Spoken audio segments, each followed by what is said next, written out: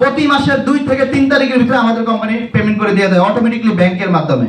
কোনো হাতের লেনদেনের কোনো অপশন নেই। আমরা গ্রাহকের কাছ থেকে কোনো টাকা নিই না। গ্রাহক তার টাকা সে রকেটে, নগদে, বিকাশে, ব্যাংকের মাধ্যমে জমা দেবে। বাংলাদেশে প্রায় 20টার অধিক ব্যাংকের সাথে আমাদের চুক্তি করা আছে, যে কোনো ব্যাংকের মাধ্যমে আপনি টাকা জমা দিতে পারবেন। বাংলাদেশে প্রায় 300+ হসপিটালের সাথে আমাদের কন্ট্যাক্ট করা আছে। আমাদের কাস্টমাররা সেই হসপিটালগুলোতে গেলে আমাদের ইস্টার্ন ব্যাংকের প্রিভিলেজ কার্ড আছে, ভিসা কার্ড। এই ভিসা কার্ডটা সে শো করার সাথে সাথে ওই হসপিটাল তাকে 10% থেকে শুরু করে মিনিমাম 40%, ম্যাক্সিমাম 40% মধ্যে তাকে ডিসকাউন্ট দিবে। আমাদের যে সিস্টেমগুলো আপডেট করা আছে, একজন গ্রাহক লাইভ দেখতে পারবে তার কত টাকা জমা হচ্ছে, বোনাস কত টাকা আসছে, নমিনি কে, নেক্সট প্রিমিয়াম কবে দিবে, A to Z total transaction তার মোবাইলের ভিতরে অ্যাপসের মাধ্যমে সে লাইভ দেখতে পারবে। এবং আপনারা জেনে খুশি হবেন, বাংলাদেশে একমাত্র কোম্পানি, ইন্স্যুরেন্স কোম্পানির একটা সিস্টেম আছে, সেটা হলো কি অথরাইজড যখন করে তখন 100 কোটি টাকা থাকে ওদের অথরাইজড ক্যাপিটাল। এর ভিতরে ম্যানেজমেন্ট বোর্ড অথবা ডিরেক্টর বোর্ড কি করে 18 কোটি টাকা অথবা 24 কোটি টাকা এটা পেমেন্ট করে, এটাকে পেড আপ ক্যাপিটাল বলা হয়।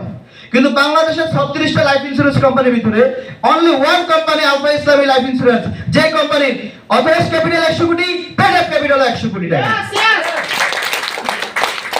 কথা কি বুঝতেছেন? এই কোম্পানি কোনো ধুনপুন করার কোম্পানি না।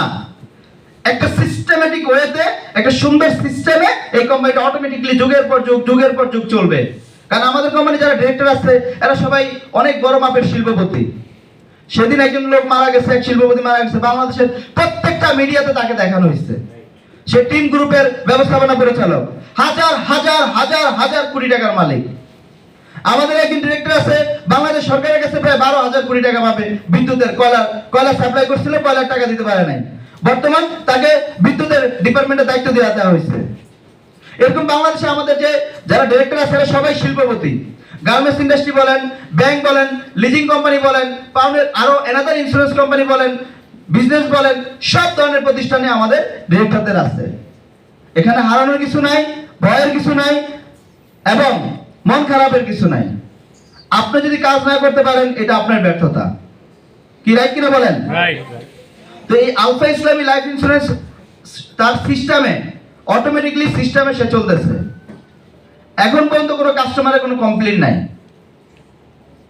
এবং টোটাল বর্তমানে আপনারা জেনে খুশি হবেন, আলফা ইসলামী লাইফ ইন্স্যুরেন্স কোম্পানিতে আমাদের কল সেন্টারে 53 জন মেয়ে নিয়োগ দেওয়া হয়েছে। তারা শুধু ল্যাপস পলিসি, বন্ধ পলিসি, ডেফার্ড পলিসি এবং এজেন্টদেরকে, ইনঅ্যাক্টিভ অ্যাক্টিভ এজেন্টদেরকে তারা ফোন দিয়ে রিমাইন্ড করে দেওয়া হয়। আপনারা কি ফোন পান না? অনেকে এখান থেকে ফোন পান কিনা বলেন? আমাকেও কিন্তু ফোন করে, কারণ আমিও মাসে 30,000 টাকা একটা পলিসি করছি, ওখানে চালাই মাসে 30,000 টাকা করে। আর আগের কোম্পানিতে একটা পলিসি করছিলাম মাসে 21,830 টাকা। এই দুইটা মিলে 51,830 টাকা মাসে সেভিংস করি। এই সেভিংসটাই সেভিংস। কথা কি বুঝতেছেন? এই সেভিংসটাই সেভিংস। আর বাকি সব টাকা মোটামুটি জায়গাতে ইনভেস্টমেন্ট করছি। ঢাকা শহরে অলমোস্ট প্রায় 2 কোটি টাকার সম্পদ করছি এই ইন্স্যুরেন্সের টাকা দিয়া। বলেন খারাপ করছি? খারাপ করছি? হ্যাঁ? আর এতে খারাপ হলে কি হয় বলেন?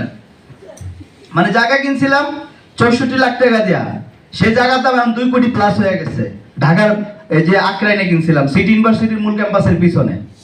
আল্লাহ যদি বাচ্চা রাখে 26 সালের শেষের দিকে 3টা ফ্ল্যাট পাবো। এক জায়গায় ইনভেস্টমেন্ট করছি, ওখানে মোটামুটি আরো প্রায় 15 থেকে 18 লাখ টাকা ইনভেস্টমেন্ট করছি, ওখানে 3টা ফ্ল্যাট পাবো।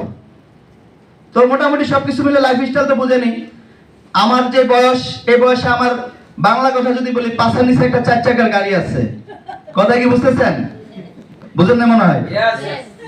আমার একটা পার্সোনাল গাড়ি আছে কিন্তু কোম্পানি থেকে, একজন ড্রাইভার আছে, মোটামুটি 12-13টা অফিসের দায়িত্ব পালন করতেছি। কোম্পানির সর্বোচ্চ ডেজিগনেশন সেলস ম্যানেজার হিসেবে দায়িত্ব পালন করতেছি। তো এটা কি চারটিখানি কথা বলেন? তা আমি যদি পারি আপনারা পারবেন না কেন? আপনারা তো আরো সুদর্শন, আপনারা আরো ট্যালেন্ট, আপনারা আরো শক্তিশালী, আপনারা আরো অ্যাডাল্ট, রাইট কিনা? তাহলে আপনাদেরও পারতে হবে ইনশাআল্লাহ। কি পারবেন না সবাই? এই পারার জন্য শুধুমাত্র একটা ডিসিশন মেক করতে হবে আপনাকে, যে লাইফে আগামী 2 বছর আর 3 বছর ডাইনো তাকাবো না, বাম করে তাকাবো না, একদম সোজা। ধরেন আপনাকে যদি কেউ বলা হয় যে ইন্স্যুরেন্স ইন্ডাস্ট্রিতে আমরা অনেকে বলি না নাক সিটকায়, বিভিন্ন মার্কেটিং করতে গেলে ক্লায়েন্ট আমাদেরকে বিভিন্ন ধরনের নেগেটিভ কথাবার্তা বলে, রাইট কিনা? আমি আপনাদেরকে একটা কথা বলি, এক ভদ্রলোক ধরেন সে সারাদিন কাজ করে বাসায় ঢুকলো, ঢোকার পরে ঘুম থেকে ওঠার পরে সে তার পাশ দিয়ে বাসার পাশে খুবই সুন্দর পরিবেশ, খুবই সুন্দর পরিবেশ, কিন্তু যখন সে বাসায় ঢুকলো, ঢোকার পরে যখন ঘুম থেকে সকালবেলা বিসমিল্লাহ করে ঘুম থেকে উঠে দরজাটা যখন খুললো, তখন তার বাসার সামনে দেখলো যে ময়লার স্তূপ। কি ময়লার স্তূপ? ড্রেনের ময়লা বা বাসার মানে আমাদের ময়লাগুলো সব ওই বাসার সামনে দরজার সামনে রাখা হয়েছে। 2 ট্রাক ময়লা ওনার বাসার সামনে ঢাইলা দিছে। স্বাভাবিকভাবে বলেন খারাপ লাগবে না ভালো লাগবে? হ্যালো, কি লাগবে? খারাপ। কথা বলেন, কি লাগবে? খারাপ লাগবে। তাহলে স্বাভাবিকভাবে প্রত্যেকটা মানুষেরই এটা খারাপ লাগবে, যেহেতু আমরা হিউম্যান বিং, রাইট কিনা? আমাদের খারাপ লাগাটাই স্বাভাবিক। কিন্তু যেই ময়লাটা 1 মিনিট আগে আপনার কাছে পৃথিবীর সবচেয়ে